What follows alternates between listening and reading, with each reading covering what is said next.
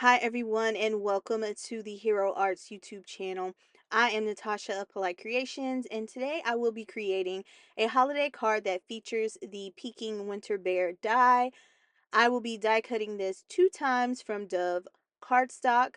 I'm also using the Circle Infinity dies, and I'm using that ninth largest circle, and I will be creating an ornament using that. So, grabbing Dove white cardstock, I am going to die cut the bear and all those pieces 2 times. We will need two of the bears and one of the hats, but I chose not to snip my die set in order to keep all the pieces together. So, all of those will just be extra for a future project. Again, just two bears and one hat, and then I will also be using the circle to create the ornament. Taking one of those bears and a scrap sheet of paper, I'm going to begin coloring. I am using a tri-blend marker in the earth brown tones, and I'm starting with that lightest color. I am coloring up the bear, leaving the insides of the ears white. I also don't color the nose because the second bear will be used to create that nose. I'm going to pop the nose out the second bear and place that on top. So just color around to the best of your abilities.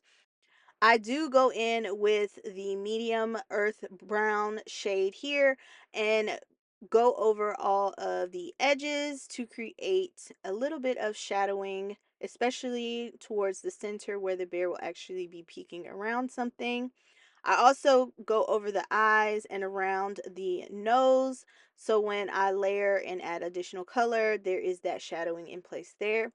As I said before, I'm using the second bear primarily for the nose, and I'm going to use my flare pens in red and black to add color to the nose in red, and the lines that lead to the mouth, I'm using that black flare pen for that. And that's just because I don't have any small tipped markers that fit, and these work perfectly. I love the brightness of the red, so I'm going to use it. I also use that black flare pen to color in the eyes. Once that is complete, I add a piece of foam to the back of the nose and I'll pop that up and we'll be left with something that looks like this.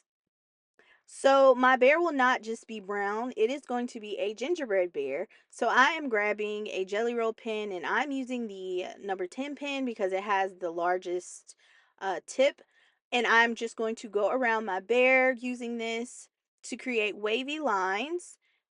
If you don't have a white gel pen, you can use a paint pen. You can even use a lacquer pen or pearls, liquid pearls, if you're very careful because they are a bit runny. But you could use those as well to add additional texture to your bear. So I go around the edge of the entire bear and I also add some white detailing to the paws where those lines are already. And then I add the little squiggly to the kind of wrist of the gingerbread, just as you would a regular gingerbread man. I am also adding white to the eyes because they look a little scary without it. And I go in and add a few circles where buttons would be on the bear, but I end up covering those up later. Here is that bear, and I just set that to the side to dry and make sure I don't smear any of that white ink. Moving right along to our ornament in our card base or background, I use this circle and I grab the hat that we die cut out from earlier and I snip off the top, and that is going to be the top of the ornament.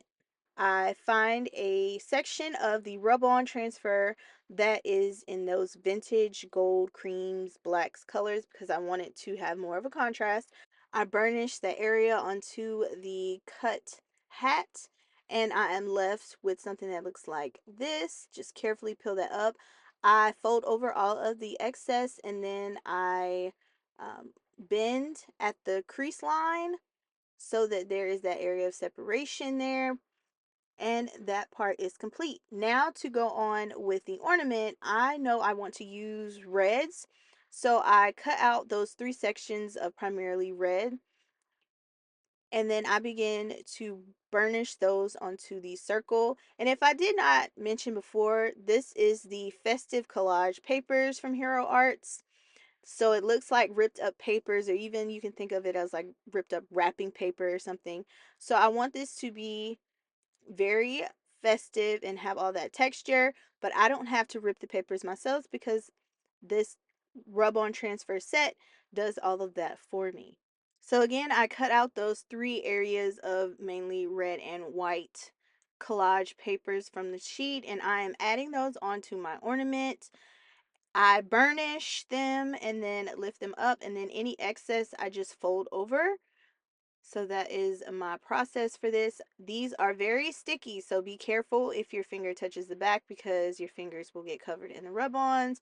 If they touch your desk, they will adhere to your mat. So just be very careful when you are using these or even peeling them up off the backing. By the end of this video, my fingers will be covered in rub-on transfers. But don't throw away the excess because we are going to use that for the background. Once my circle is complete, this is how my ornament is looking. And then I move on to doing the background. As you see here, I have all of this that I'm left to work with. This is just one of the 2 sheets that are included in that transfer pack. So taking an A2 panel of cardstock, I slip that behind the rub-ons and I let them lay where they are, and then I just burnish them into place. That center area that I cut out before, I'm going to fill with the leftover scraps from the ornament, as well as some other areas of the sheet that we are using. So you can layer these up on top of each other. Just use all the scraps to fill the spaces. If there are white spaces in the design that you don't like, you can fill those up with more of those scraps. Moving right along, I grabbed some vellum and I cut that down to 5 and 3 3/4 to create a bit of a filter for all of the collage papers. I didn't want all of them to clash since I'm layering some on top of the other. So using the vellum for that layering is perfect.